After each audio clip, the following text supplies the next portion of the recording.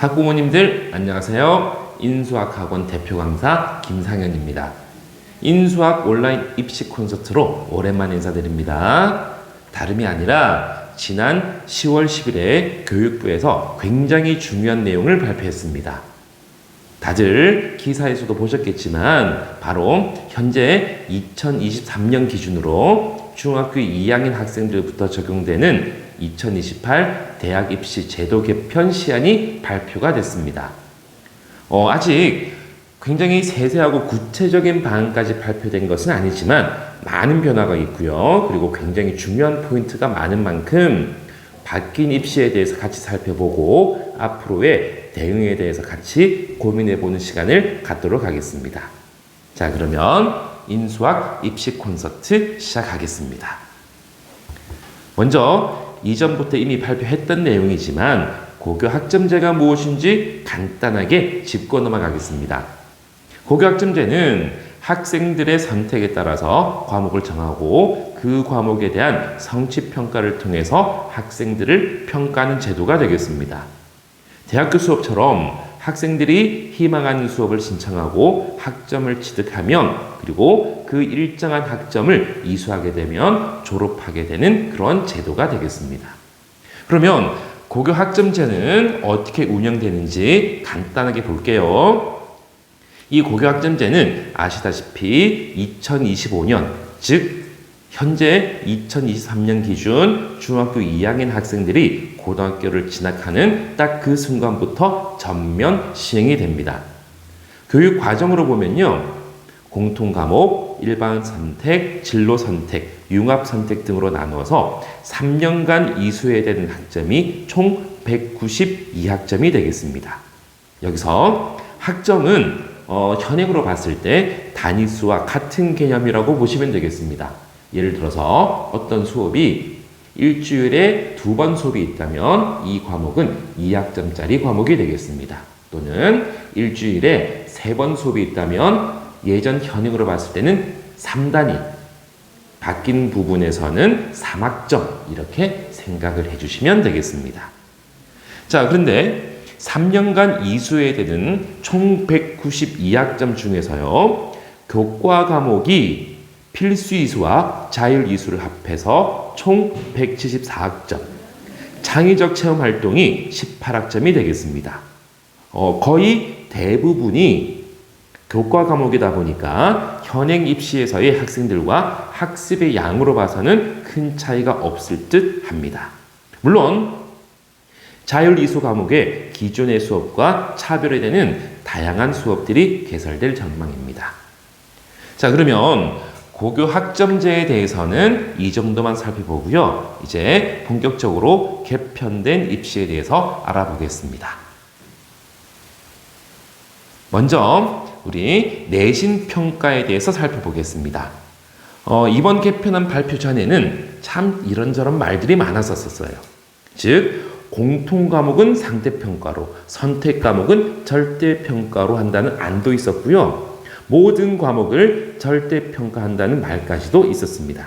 자, 그렇지만 이번 개편안을 통해서 내신 평가는 확정이 됐습니다. 그래서 이번 개편안을 보면 일단 가장 눈에 띄는 부분은 내신 5등급제 적용입니다.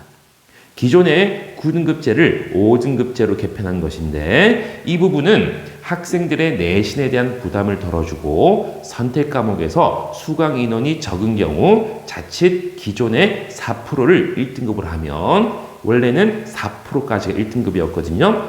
하여간 4%를 1등급으로 하면 1등급이 없어지는 사태가 발생할 수도 있지 않을까 해서 개편한 듯 합니다. 예를 들어서 어떤 과목의 수강 인원이 25명이면 25명에 딱 1등 1명이 4%거든요. 자, 그러면 이 어떤 과목의 수강 인원이 25명보다 적게 되면 4%가 없습니다. 즉 1등급이 없어지는 사태가 발생할 수가 있습니다.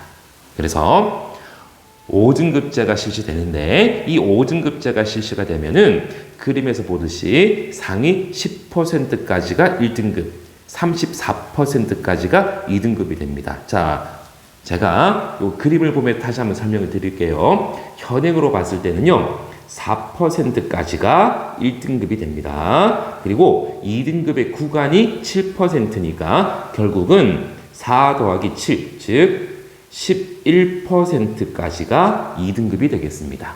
상위 4%까지가 1등급, 11%까지가 2등급, 이런 식으로 내신이 결정이 됐었습니다. 그렇지만 개편된 5등급으로 봤을 때는 10%까지가 1등급이고요. 2등급의 구간이 24%니까 결과적으로 상위 34%까지가 2등급이 되겠습니다. 자, 그러면 여러분, 자, 이렇게 한번 생각해 볼까요? 굉장히 등급 간의 차이가, 이게 구간이 굉장히 길죠. 자, 이렇게 되면은 내신의 변별력이 약화가 된다는 굉장히 큰 문제가 생길 수가 있습니다. 자, 그러면 이 내신 변별력이 약화되면은 어떤 상황이 벌어지는지는 제가 잠시 후에 다시 말씀을 드리겠습니다. 자, 그리고 내신 평가에서 또 다른 변화라면 성취도와 등급을 같이 병기한다는 것입니다. 교육부에서 발표하기로는 절대평가와 상대평가를 같이 기록함으로써 대학들이 학생들을 평가하는 데 있어서 다양한 정보를 제공한다는 취지거든요. 여기서 성취도라는 것은 90점까지 A, 80점까지 B 등으로 평가하는 절대평가 항목이 되겠습니다. 자, 그러면 일단 다음으로 넘어가서요. 이번에는 수능 개편을 같이 알아보겠습니다. 수능 개편에서 가장 눈에 띄는 것은 수능 과목의 변화입니다. 현행으로는요, 국어와 수학에서 공통과 선택 과목 중에서 택 1을 해서 수능을 보고 있고요.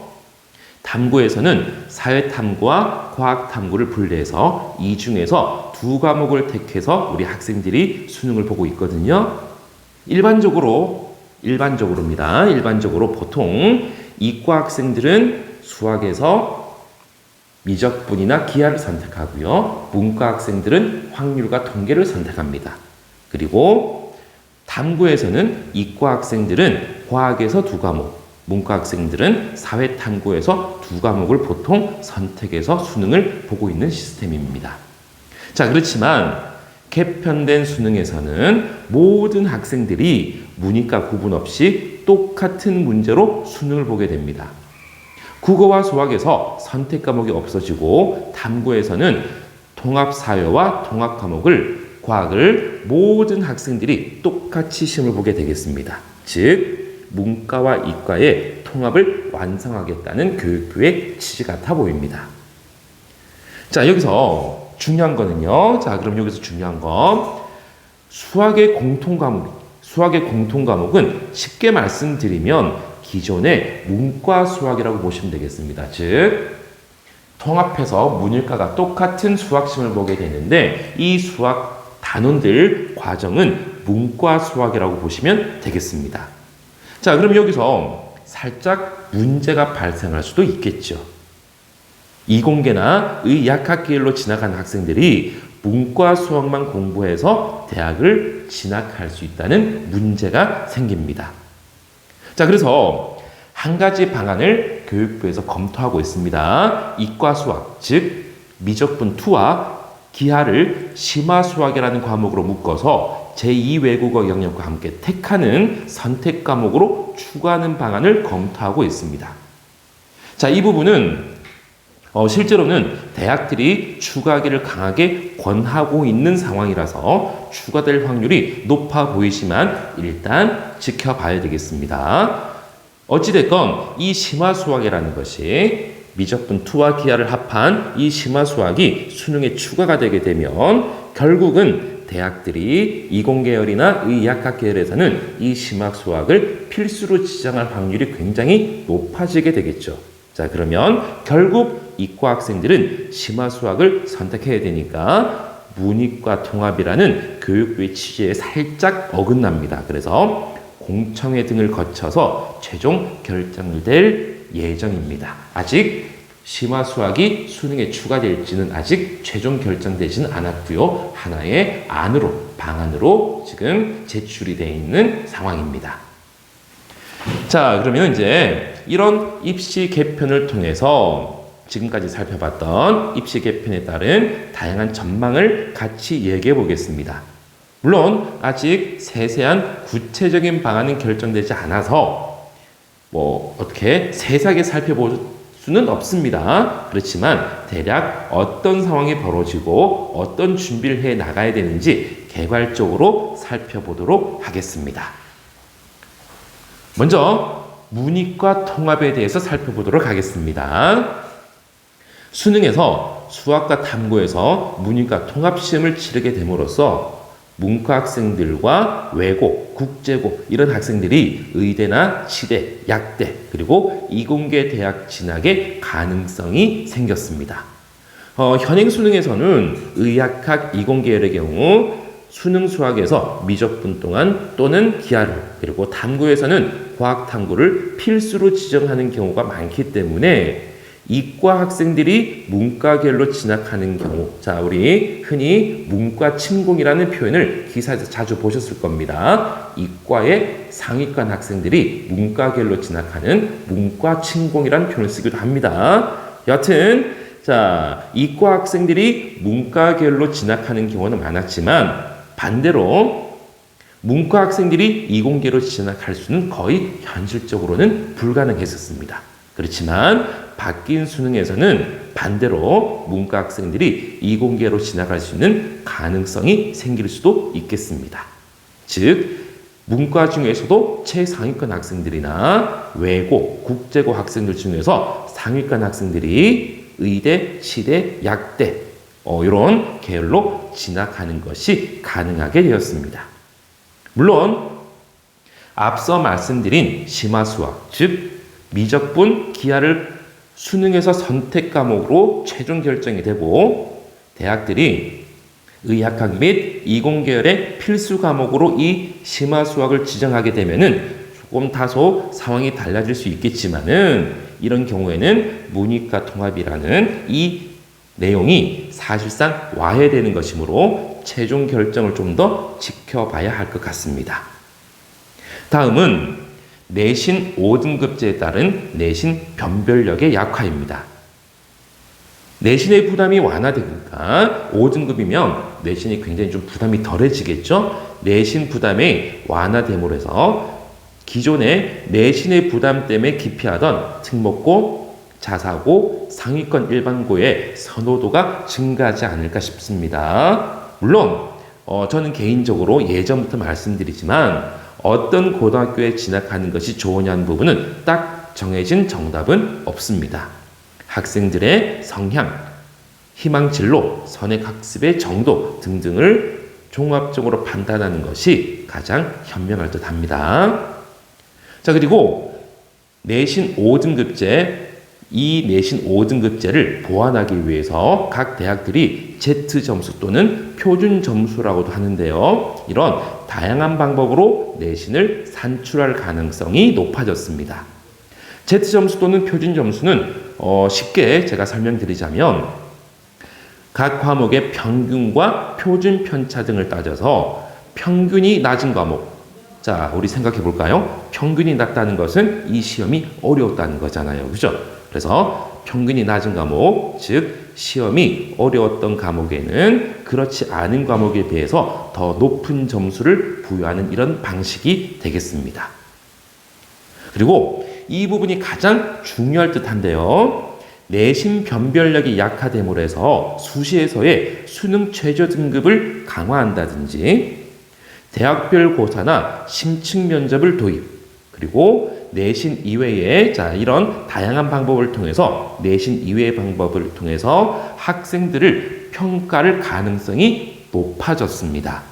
하지만 이 부분은 아직 공청회나 대교협에서 협의가 끝나지 않은 상태라서 구체적인 방향이 정해지는 대로 제가 다시 설명회를 통해서 말씀드리도록 하겠습니다. 제가 금방 말씀드린 수능 최저 등급이 강화된다든지 대학별 고사 그리고 심층 면접의 도입은 아직 결정된 건 아니지만 이렇게 예상이 되지 않을까 이렇게 말씀을 드리는 겁니다.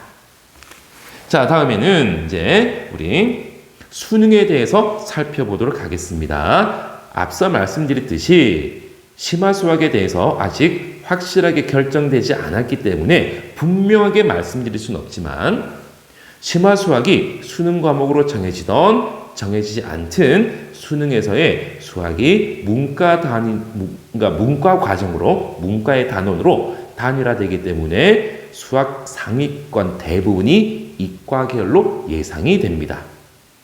당연한 얘기 같지만요. 이 상황을 반대로 풀어보면 이공계열이나 상위권 대학교의 이공계열 그리고 의학학 계열로 진학하기 위해서는 반드시 수능 수학에서 굉장히 높은 고득점을 받아야 된다는 얘기가 되겠습니다. 그렇지 않아도 우리 기존에서도요. 수능에서 수학의 비중이 제일 큰데 바뀐 수능에서는 수학의 중요도가 더더욱 증가한다는 그런 얘기로 봐도 좋겠습니다. 또한 이미 서울 시내 상위권 대학들이 대부분 정시 비중을 40%까지 올려놓은 상황이기 때문에 수능 위주의 학습을 통해서 수시보다 정시를 목표로 하는 학생들의 비중이 지속적으로 증가하리라고 생각됩니다. 또한 개편된 수능에서는 여전히 국어는 상대평가로 치러지다 보니 그리고 요 근래의 수능 양상을 보면은 수능에서 국어가 꽤나 어렵다고 합니다. 수능 국어가 계속 어려워지고 있기 때문에 결국은 수능에서 수학과 국어의 영향력이 가장 클 수밖에 없겠습니다. 여기에는 탐구가 공통사회, 공통과학으로 개편되면서 변별력이 약화되리란 예상하는 그런 이유도 있습니다. 자, 그러면 우리 이제 정리해 보자면, 자, 크게 입시에서는 수시와 정시란 기본 틀이 있고요. 그리고 교과, 비교과를 다 같이 살펴보는 종합전형, 교과 성적만을 반영하는 교과전형, 논술시험을 통해서 평가하게 되는 논술 전형으로 나눠지는 이 수시라는 것과 오직 수능 성적만으로 진학하게 되는 정시라는 핵심 내용은 그대로 유지가 되는 반면에 그 속에 있는 세부 내용들의 변화가 꽤 많습니다. 물론 아직 심화수학의 수능 과목의 지정 여부 그리고 특히 수능 최저 등급의 반영 비율이나 심층 면접 그리고 대학별 고사 실시 여부 등에 대한 구체적인 평가 방법들은 최종 결정되지는 않았습니다. 구체적인 방안들이 올해 안에 결정될 예정인데 자, 이 구체적인 방안들이 발표되면 제가 그때 다시 하나하나 꼼꼼하게 짚어드리도록 하겠습니다. 자, 그러면 우리 여기까지 교육부에서 발표한 입시 개편안에 대해서 같이 살펴봤습니다. 아직 세부적인 내용보다는 큰 틀 정도만 발표한 것이라서 다소 혼란스럽게 느껴질 수 있을 듯 합니다. 그렇지만 워낙 큰 변화가 있었던 터라 제가 이렇게 먼저 설명드리고 차후에 세부적인 내용을 다시 설명드리는 것이 좋을 것 같아서 이렇게 설명회로 인사드렸습니다. 자, 이 내용들에 대해서 혹시 궁금하신 부분이나 좀 더 구체적인 설명이 필요한 부분이 있으시면 언제든지 학원으로 문의 주시고 상담 신청해 주시면 되겠습니다. 물론 직접 학원에 모시고 설명회를 드리는 것이 가장 좋겠지만 시간과 장소의 한계로 이렇게 온라인으로 설명드리는 것은 양해해 주시기 바라고요. 그리고 주변에 이번 개편에 적용되는 학생들을 자녀로 둔 분들이 계시면 같이 이 설명회를 공유해 주시면 정말로 감사드리겠습니다. 자, 구체적인 올해 안에 개편되는 내용이 발표되는 대로 제가 온라인 입시 콘서트로 다시 찾아뵙겠습니다. 긴 시간 시청해 주셔서 감사합니다.